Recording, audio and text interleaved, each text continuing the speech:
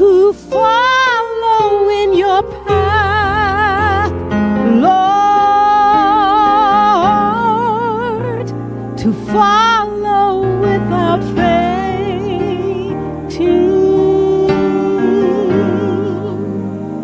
bowing at your throne, Lord, and never looking back.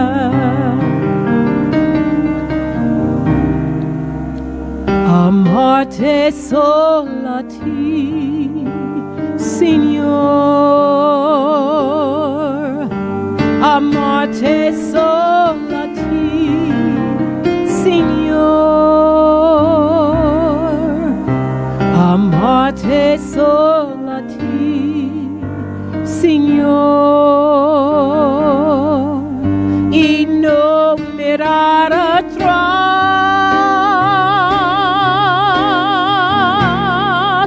seguir tu camino, Señor. Seguir sin desmayar, Señor. Postrado ante tu altar, Señor, y no mirar atrás.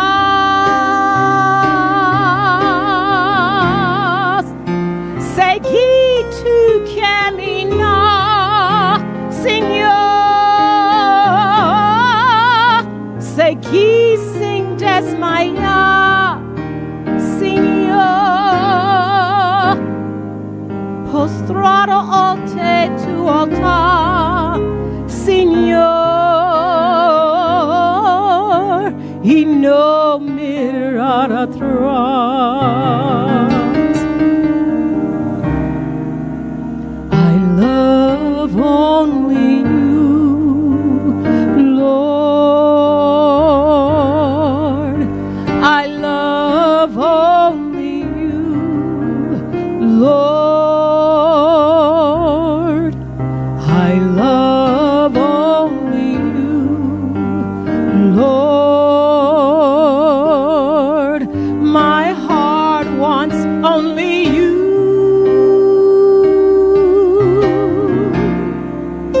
To follow in your path, Lord. To follow without fainting,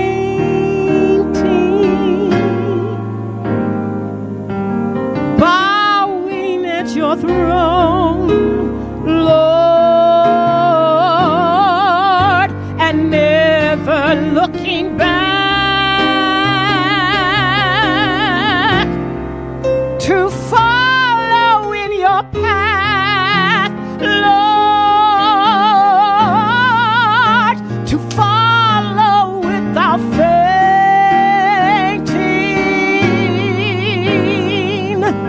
bowing at your throne, Lord, and never looking back.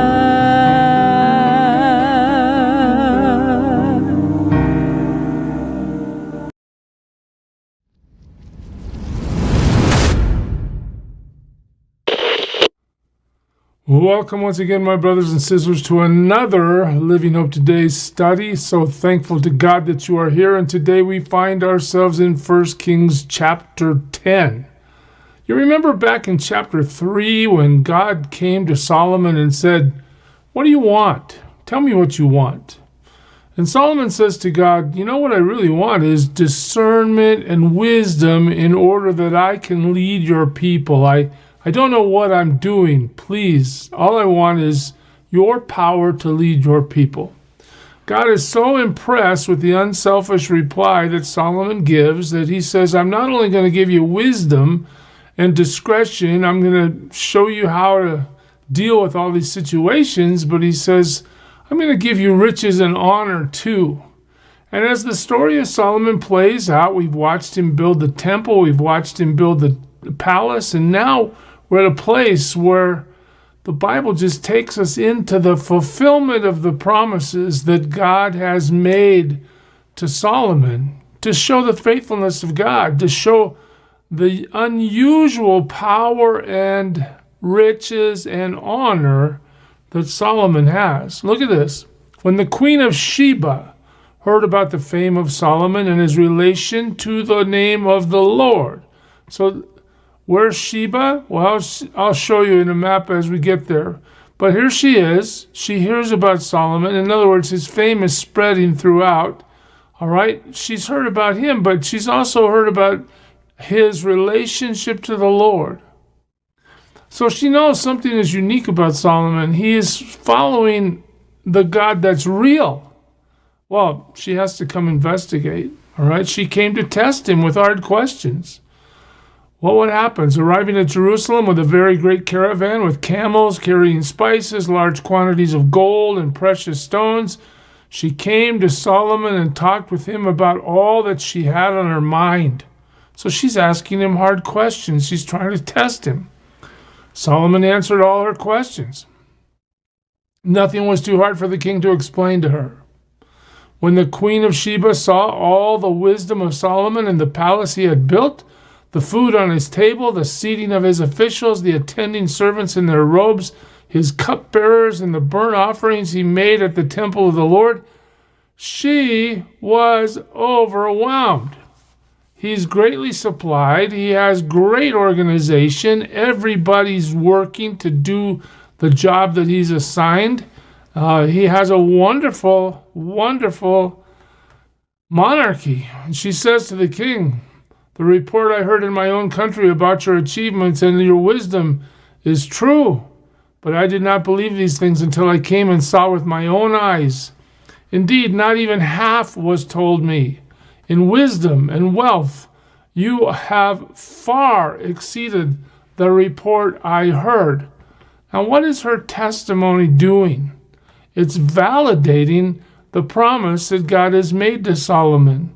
Through this episode of the Queen of Sheba's visit and the description of all the things that Solomon has and how he's structured his court and how everything's working, we are basically learning what the power of God is doing in his life based on the promises he's already made to Solomon.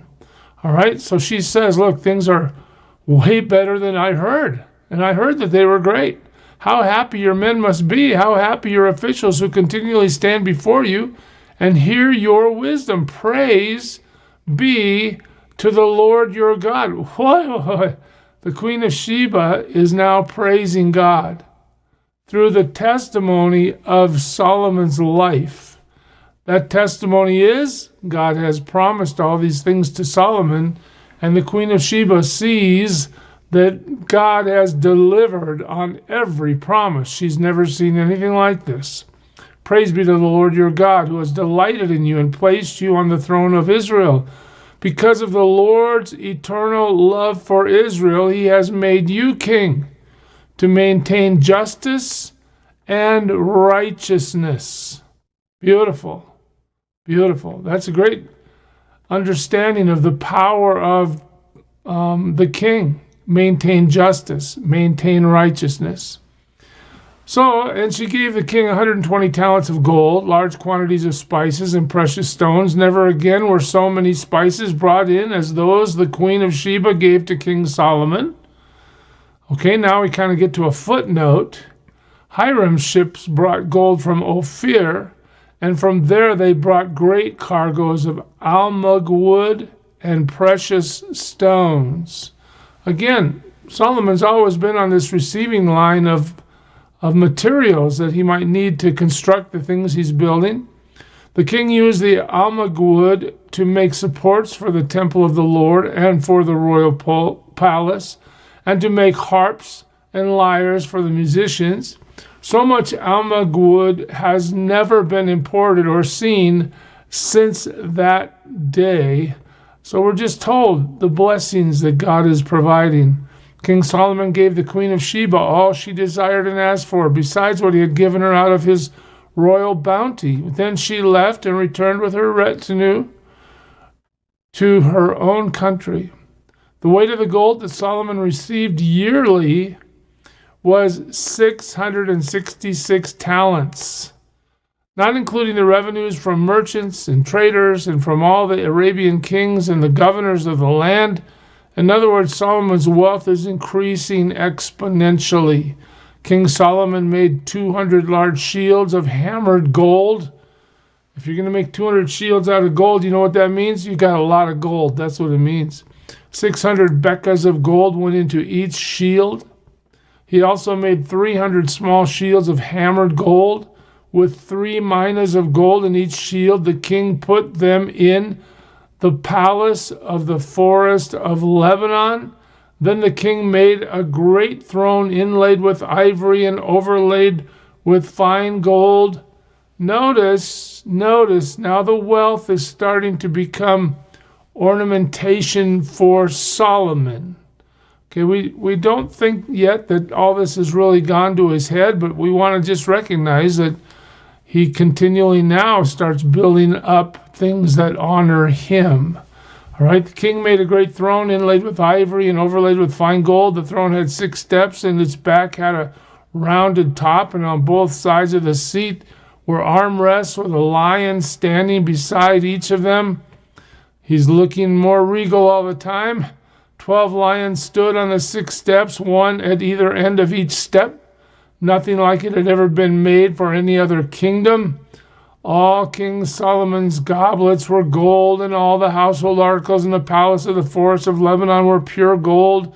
Nothing was made of silver, because silver was considered of little value in Solomon's day. So Solomon continues to build himself up. The king had a fleet of trading ships at sea along with the ships of Hiram. Once every 3 years it returned carrying gold, silver, and ivory, and apes and baboons. So now Solomon is broadening his horizons into acquiring wild animals. Well, here's the verse. The King Solomon was greater in riches and wisdom than all the other kings of the earth. What is that? That's the fulfillment that God has kept his promise to Solomon, that Solomon's wisdom has resulted in great decisions, and God's anointing has resulted in true wisdom, wealth, and honor. The whole world is looking to him because he's better than them all and has more than all of them. Well, the whole world sought audience with Solomon to hear the wisdom God had put in his heart. Year after year, everyone who came brought a gift, articles of silver and gold, robes, weapons, and spices, horses and mules. Solomon's wealth continues to grow. Solomon accumulated chariots and horses. He had 1,400 chariots and 12,000 horses, which he kept in the chariot cities and also with him in Jerusalem. The king made silver as common in Jerusalem as stones, and cedar was plentiful as sycamore fig trees in the foothills. In other words, there's opulence. Solomon's horses were imported from Egypt and Kuwait. The royal merchants purchased them from Kuwait. They imported a chariot from Egypt for 600 shekels of silver and a horse for 150. They also exported them to all the kings of the Hittites and of the Arameans. So we see by the end of chapter 10 that Solomon's wealth has expanded hugely. He has more than anybody's ever had. In fact, he's now exporting his chariots and weaponry to other kingdoms. He's receiving gifts repeatedly from the kings of the area and the Queen of Sheba as well, as we saw. All this to tell us one thing. God has his hand on Solomon. But do you remember when God did promise Solomon these things, there was a condition. There was a big if. Do you remember the if? If you continue to keep my commands. God's telling him, if you follow me, if you're obedient, then I will not only continue to bless you, but I will make sure there's somebody on this throne forever. Well, we're going to see as we move forward from here that Solomon somehow lets all this go to his head. And as he begins to think more and more of himself, he begins to think less and less of obeying God. And as that process takes its course, Solomon ends up making some really bad decisions. And we'll see that as we move forward. Church, obey the Lord. He knows how to bless all of us. God bless you. Serve him well today. Who is it who for sinners shed his blood, and now for cleansing all can plunge beneath that flood? It's Jesus. But do you know who he is?